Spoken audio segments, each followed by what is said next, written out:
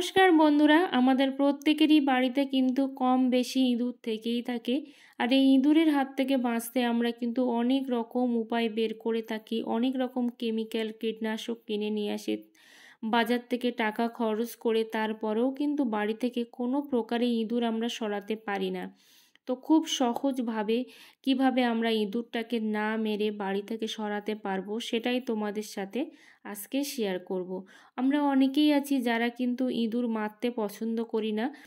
তো ইঁদুর না মেরে কিভাবে ইঁদুরটাকে সরানো যায়, কারণ ইঁদুর যদি মরে থাকে যেখানে সেখানে কিন্তু পচা দুর্গন্ধ বের হবে, আবার কিন্তু ভালোও লাগবে না মন থেকে ইঁদুরটাকে মারতে।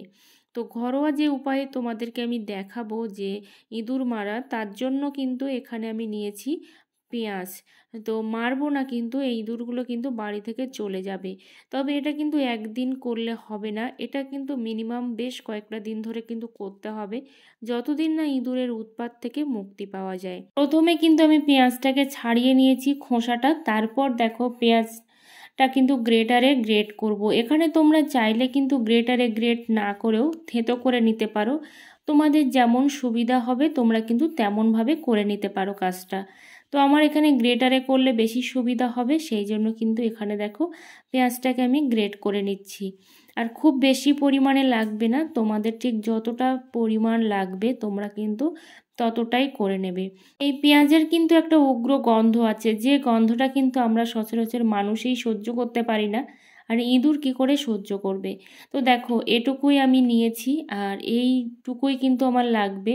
আমি খুব বেশি পরিমাণে নিচ্ছি না, কারণ আমি এটা কিন্তু বারবার করে ইউজ করব, রেগুলার ইউজ করার চেষ্টা করব। মিনিমাম তো 1 সপ্তাহ ইউজ করতেই হবে, কারণ দেখো আমরা যখন কোনো রকম কীটনাশক বাজার থেকে নিয়ে আসি তখনও কিন্তু সেটা বারবার ইউজ করতে হয়, যতদিন না আমাদের ইঁদুরগুলো চলে যায়। তারপরে নিয়েছি দেখো এখানে কাঁচা লঙ্কা।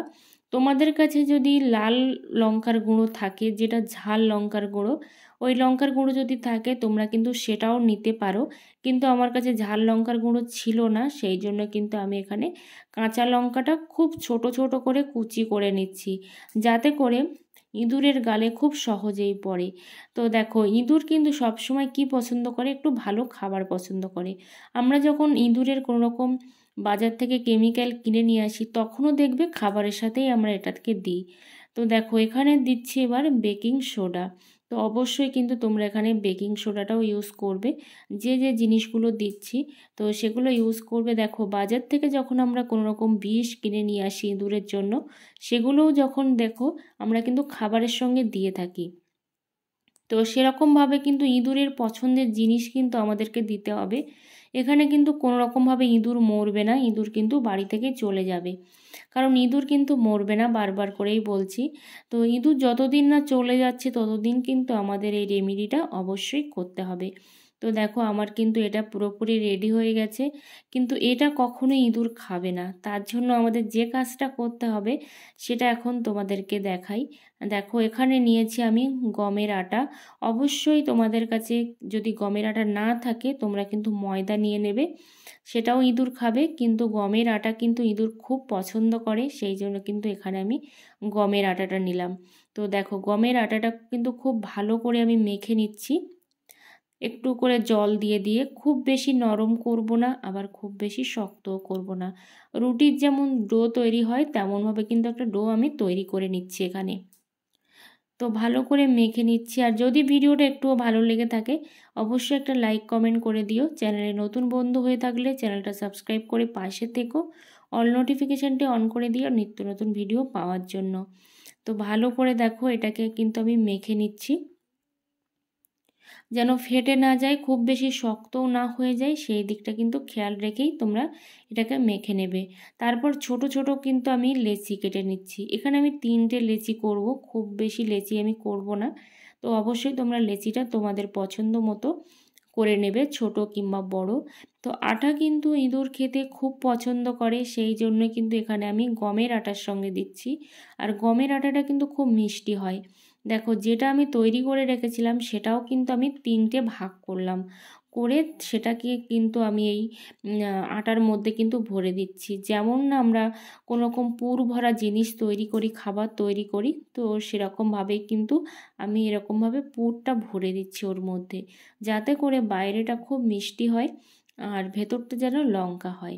তো সেই জন্যই কিন্তু এরকমভাবে ভরে দিলাম।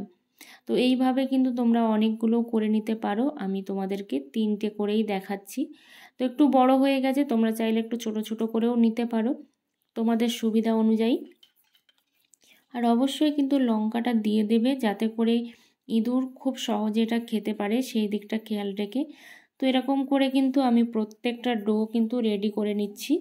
খেয়াল রাখবে যে ভেতরে যে পুরগুলো আছে সেগুলো যেন বাইরে না বের হয়ে যায়। দেখো এই জিনিসগুলোকে কোথায় কোথায় আমি দিচ্ছি। এই দেখো এখানে একটা কর্নার আছে, কর্নারের মধ্যে দিচ্ছি, কারণ এই সব কর্নার দিয়েই কিন্তু ইঁদুরগুলো বেশি চলাচল করে, সেই জন্য কিন্তু এই কর্নারটাই দিচ্ছি। আর যেহেতু এই ঘরে অনেক জিনিসপত্র আছে, একটা স্টোর রুম, তার জন্য কিন্তু এখানে বেশি ইঁদুরের উৎপাত। তারপরে চলো কোথায় কোথায় দেওয়া যাচ্ছে, তো এখানেও দেখো একটা রেখে দিচ্ছি, কারণ খাতাপত্রর কাছে কিন্তু ইঁদুর প্রচুর পরিমাণে আসে, সেই জন্য এখানেও একটা রেখে দিলাম। আরও একটা আছে, সেটা কোথায় দেব, তো চলো সেটাই দেখাই। তো রান্নাঘরে কিন্তু সব সময় ইঁদুর থাকে, সেটা রাত্রেবেলায় বেশি আসে। তো রান্নাঘরে দেখো গ্যাসের নিচেই কিন্তু এটাকে আমি দিয়ে দিচ্ছি। তো এখানে কিন্তু খুব সহজে ইঁদুর এসে কিন্তু এটা খেয়ে ফেলতে পারবে।